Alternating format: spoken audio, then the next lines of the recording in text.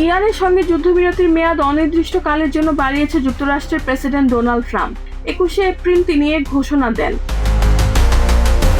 Trump জানান, ইরানের পক্ষ থেকে কোনো প্রস্তাব না আসা পর্যন্ত মার্কিন সেনাবাহিনী কোনো হামলা চালাবে না। তবে ইরানের বন্দরে নৌ অবরোধ অব্যাহত থাকবে বলে তিনি উল্লেখ করেন। সামাজিক যোগাযোগ মাধ্যমে দেওয়া এক বার্তায় তিনি বলেন, সেনাবাহিনীকে অবরোধ বজায় রাখা এবং সর্বোচ্চ প্রস্তুত থাকার নির্দেশ দেওয়া হয়েছে। তিনি আরও বলেন, আলোচনা ও প্রস্তাব জমা না দেওয়া পর্যন্ত কার্যত যুদ্ধবিরতি চালু থাকবে।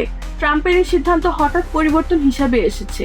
কয়েক ঘন্টা আগেই তিনি যুদ্ধবিরতি বাড়ানোর বিপক্ষে অবস্থান নিয়েছিলেন এবং ইরানের সময় শেষ হয়ে আসছে বলেও সতর্ক করেছিলেন। পাকিস্তানের প্রধানমন্ত্রী শাহবাজ শরীফ ট্রাম্পকে ধন্যবাদ জানিয়ে বলেন, উভয় পক্ষ যুদ্ধবিরতি মেনে চলবে এবং দ্বিতীয় দফা আলোচনায় একটি পূর্ণাঙ্গ শান্তি চুক্তিতে পৌঁছাতে পারবে।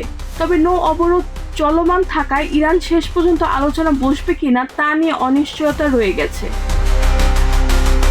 রেহানা বেগম, প্রজন্ম 24।